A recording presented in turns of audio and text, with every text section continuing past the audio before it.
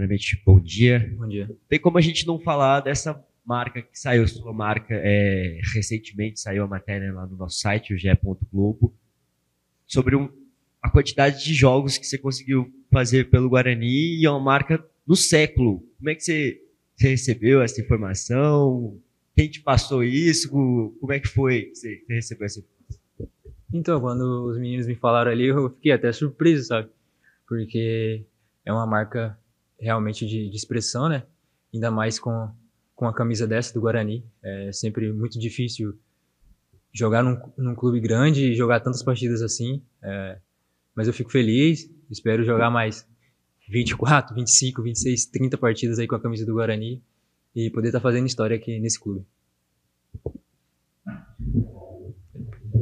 E como é que vocês estão, você que faz parte desse elenco há bastante tempo, tá aí essa marca para provar, como é que você enxerga essa grande fase que o Guarani está vivendo, né? Uma grande sequência de invencibilidade, conseguiu as 3 vitórias anteriormente seguidas. Como é que você enxerga? O que foi essencial para virar essa chave? Então, assim, eu acho que a gente entendeu, né, o campeonato que a gente estava disputando. A gente começou o campeonato da Série C do mesmo jeito que a gente estava jogando o Campeonato Paulista, e é totalmente diferente, né? No Campeonato Paulista a gente estava jogando contra Corinthians, São Paulo, Palmeiras, e é outra competição, e a gente queria jogar da mesma forma, e a Série C não é assim, né? A gente queria jogar, propor o jogo, e os caras ficavam por uma bola, ia lá, fazia o gol e a gente perdia o jogo. E agora tá diferente, né? A gente mudou nossa atitude, primeiramente. Paramos de tomar alguns gols que a gente estava tomando bobo. E a nossa postura agora é outra. E os clubes já perceberam, né? Que quando vem jogar pro Guarani, é eles que estão se fechando, estão vendo a qualidade dos nossos jogadores, chegou jogadores para agregar o grupo. Então, acho que a tendência agora é só melhorar. Da parte ali da linha defensiva que você faz parte, nessa sequência, o Guarani foi vazado, acho que tomou só 2 gols, né? Tomou só 2 gols nessa sequência.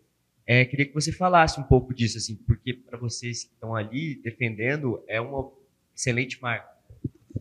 Exatamente, a gente da defesa ali, a gente sabe que o jogo que a gente não toma gol, a gente está muito mais próximo da vitória.